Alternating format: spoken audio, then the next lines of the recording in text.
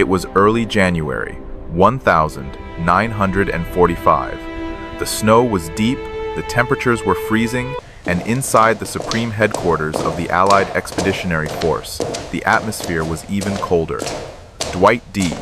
Eisenhower, the Supreme Commander, faced the single worst command crisis of the entire war.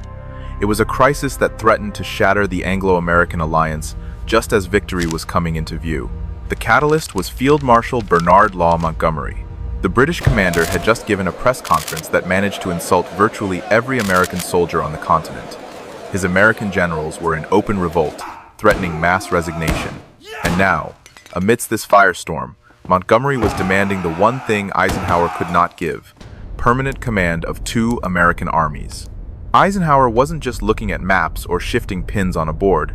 He was carrying the crushing weight of an alliance fraying at the seams. He sat caught between volcanic American fury and pompous British insistence. This was no longer just a military command decision. It was a lonely, desperate battle to keep the Western world from eating itself alive before the Nazis were defeated. Eisenhower knew the stakes. He couldn't fire Montgomery without destroying the political relationship with London and humiliating Britain. Yet, he couldn't give Montgomery what he wanted without losing his key American commanders, Bradley and Patton, who were the driving force of the war effort. He needed a solution that would satisfy no one, but might keep everyone in the fight. Desperate, Eisenhower offered Montgomery a compromise, a lifeline disguised as a tactical order. Montgomery could keep one American army, the 9th, but only for the upcoming Rhine crossing. That was all. No permanent command, no strategic authority over American forces, no ground commander title. One army for one operation. Montgomery would have to choose: accept this humiliating reduction of his ambitions or lose everything. Eisenhower waited for his answer, knowing the fate of the European theater hung in the balance. The roots of this explosion trace back to January 7th, 1945. Montgomery had stood before a room full of reporters and essentially claimed he had saved the incompetent Americans during the Battle of the Bulge.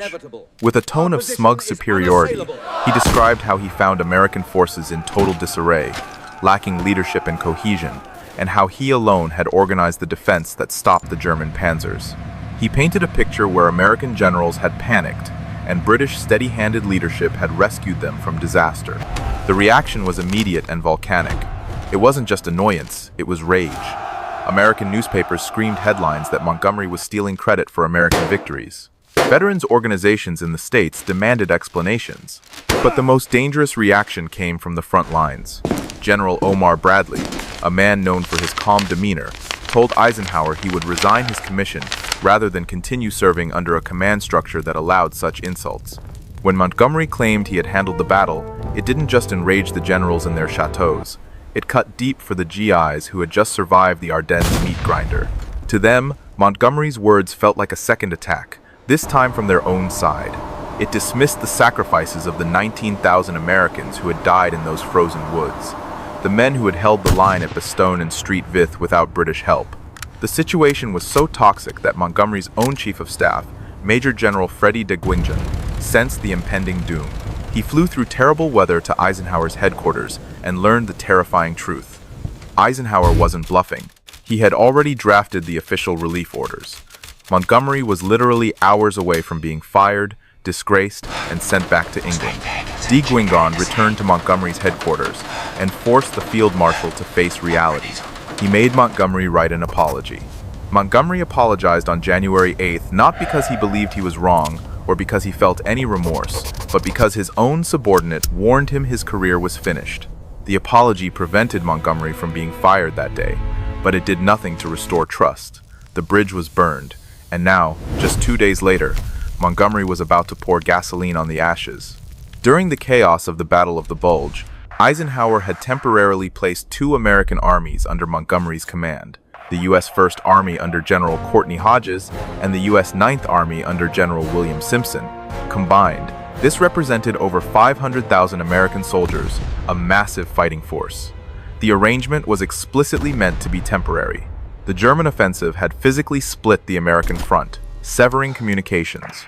Montgomery's headquarters was closer to the northern sector, so it made tactical sense for him to coordinate the defense until the crisis passed. However, Montgomery saw opportunity where Eisenhower saw temporary necessity. He believed he had proven during the Bulge that when Americans got into trouble, they needed British command to save them. His press conference had been clumsy, yes, but he believed the underlying message remained true. American enthusiasm needed British discipline. Now, he wanted to make the temporary arrangement permanent. He wanted those armies for his great northern thrust into Germany. He knew the numbers. British and Canadian forces alone weren't enough. The British army was running out of men. They had no more reserves. He needed American strength to remain the primary victor of the war. Montgomery saw the Ninth Army as his personal security blanket, a force of 300,000 fresh Americans he needed because his own British units were exhausted after 5 years of blood. For General Simpson and his men, the situation was intolerable. It felt less like a partnership and more like being held hostage by a commander who didn't trust their methods and mocked their leadership. Within days of the press conference disaster, Montgomery met with Eisenhower at Supreme Headquarters to press his luck. He presented his case formally. Keep 1st Army and 9th Army under his command. Launch a concentrated offensive in the north. Drive to the Ruhr industrial region. End the war by May. Montgomery argued with cold military logic. He claimed Eisenhower's broad front strategy was wasting resources. He argued that American armies in the South were making limited progress and that everything should be concentrated for one massive thrust under a single, unified command, his command. He needed both armies for the plan to work. He laid it out clearly. British forces were exhausted, Canadian forces were under strength, and American manpower was essential for breakthrough operations. Taking these armies away, he argued, would doom the northern offensive and prolong the war. Eisenhower listened without interrupting, his face unreadable. He heard the arguments, but he also heard the arrogance. When Montgomery finished, Eisenhower's response was direct and shattered Montgomery's hopes. The command arrangement had always been temporary. The armies would return to American command. Montgomery's face went cold. He argued that this would cripple his offensive. He accused Eisenhower of making a military mistake for political reasons. But Eisenhower knew something Montgomery refused to see. The politics times were times the military reality. Bradley had already made his position crystal clear to Eisenhower in private. If Montgomery kept those armies permanently, Bradley would not accept it. He would not serve as an army group commander without armies to command. He would not watch from the sidelines as Montgomery used American troops to pursue British strategic objectives while taking credit for American victories. Bradley's position was firm and immovable. He had commanded these armies since the beaches of Normandy. They were his forces, trained in his doctrine. Eisenhower's decision to place them temporarily under Montgomery during the Bulge had been operationally sensible in an emergency. Making that arrangement permanent was politically impossible. It would signal to the world that American generals were incompetent. Other American commanders supported Bradley. Eisenhower understood the ultimatum: keep Montgomery happy or keep American generals loyal. He could not do both. Then there was George Patton. When Patton heard about Montgomery's demand, the reaction was explosive. He told Bradley he would resign alongside him, throwing his stars on the table. Patton's Third Army had just performed a miracle, saving Bastogne during the Bulge. His forces had stopped the German offensive from the south. American soldiers had done the fighting and dying. For Patton, this was the final straw.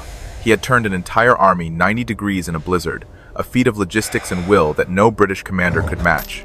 And yet, he was still being chained up by a man he viewed as a slow, incompetent egomaniac. Patton's threat to resign wasn't about rank or prestige. It was about his fundamental refusal to let American blood be spent on a political general's reputation. The threat of losing both Bradley and Patton, the two most famous American field commanders, would collapse the American command structure. Other generals would follow suit. The army group commanders who had fought across France would refuse to serve under British strategic direction. Eisenhower faced the nightmare Winston Churchill had feared: a mass resignation of American generals, the alliance fracturing over command politics, and the war in Europe jeopardized because Montgomery couldn't control his ego. Churchill, sensing the catastrophe, called Eisenhower shortly after learning of the crisis. The British Prime Minister understood the stakes better than anyone. If Eisenhower stripped Montgomery of American armies completely, British influence over Allied strategy would effectively end. The final victory would be entirely American, and Britain would be relegated to a spectator role. Churchill proposed a middle path, a diplomat's solution. Let Montgomery keep the Ninth Army, return the First Army to Bradley. This would give Montgomery enough American strength for the Rhine crossing while returning most forces to American command. Eisenhower accepted Churchill's compromise. It was the solution he needed to stop the bleeding. Bradley would get his First Army back immediately. Montgomery would keep just enough American strength to maintain British strategic relevance for one more battle. The transfer would happen immediately, but Churchill also knew he needed to repair the deep damage Montgomery had caused. On January 18th, he stood before the House of Commons to swallow a bitter pill. Forced to clean up the mess of Montgomery's ego, he publicly admitted that the British Empire was now the junior partner. In a somber address, he declared that American troops have done almost all the fighting and have suffered almost all the losses. It was a humiliating moment of political submission, a public admission that highlighted just how much the world had changed since 1939. The torch was passing, and Montgomery had forced Churchill to acknowledge it. Eisenhower knew he couldn't just issue a memo to settle this. He had to deliver the reduction in force to Montgomery's face. He called Montgomery in to explain the terms. Churchill's compromise had given the framework one army for Montgomery, one army back to Bradley, but Eisenhower added the critical restriction that Churchill hadn't specified. First Army would return to Bradley's command immediately. Montgomery could keep the Ninth Army, but only temporarily times for the Rhine crossing operation. After the Rhine was crossed, Ninth Army would also return to American command. This was not negotiable. Montgomery would command Ninth Army for Operation Plunder. That was all. No permanent command, no continued authority after the operation. One army for one specific mission. Montgomery asked when the army would return after the Rhine crossing, trying to find a loophole. Eisenhower said that would be determined by operational circumstances, but at times would times return. Montgomery protested that planning long-term operations required knowing his force structure. Eisenhower repeated that the decision was final. Montgomery understood what was being offered. Accept this reduced compromise or lose both armies immediately. Keep one army temporarily, or command only British and Canadian forces for the rest of the war. He accepted. On January 17th, 1945, First Army officially returned to Bradley's 12th Army Group. General Hodges now reported to Bradley, not Montgomery. The command structure returned to what it had been before the bulge. Bradley was satisfied with this part of the compromise. He got his largest army back. Montgomery's authority over American forces was reduced to one army for one operation. The precedent that American armies would be commanded by Americans was re-established. But Bradley was not satisfied with Montgomery keeping Ninth Army even temporarily. He possessed a deep suspicion of the British Field Marshal. He believed Montgomery would use the Rhine crossing to argue for extended command. He believed Montgomery would find reasons, logistics, weather, German resistance to delay returning the army. He told Eisenhower to watch Montgomery carefully. Eisenhower told Bradley the decision was made. Montgomery needed Ninth Army for the Rhine crossing. After that operation, the army would return. Period. Montgomery spent February and March planning Operation Plunder. True to his nature, he treated it as a set-piece battle. The assault across the Rhine would be the largest river crossing of the war, rivaling D-Day in complexity. It involved massive artillery bombardment, smoke screens, and 2 airborne divisions dropped behind German lines. Ninth Army would be the southern prong of the attack. Simpson's Ninth Army worked closely with Montgomery's staff. Simpson respected Montgomery's organizational skills and thoroughness. The planning was meticulous. Every detail was anticipated. Every shell counted. Montgomery's strength was preparing set-piece operations where nothing was left to chance. But Ninth Army officers noticed something troubling. Montgomery's staff talked about operations times beyond times the Rhine, as if Ninth Army would remain under British command indefinitely. Plans for advancing into northern Germany included Ninth Army forces as a core component. No one mentioned the army returning to American command after the crossing. The plans didn't just ignore Bradley. They treated the Ninth Army as a permanent fixture of the British 21st Army Group. Eisenhower said he would handle it after the Rhine was crossed, but the tension was palpable. The Americans felt they were being written into a British script without their consent. Then, the script was flipped. On March 22, 1945, Patton's Third Army reached the Rhine near Oppenheim. Within hours, elements of the Third Army were across the river. Patton called Bradley immediately, his voice crackling with triumph. His instructions were specific and dripped with satisfaction. "Tell the world we're across. I want the world to know. Third Army made it before Monty starts his engines." Patton's crossing was opportunistic, a masterpiece of improvisation.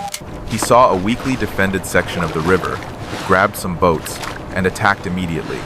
There was no massive preparation, no elaborate planning, no weeks of stockpiling supplies, just rapid exploitation of German weakness.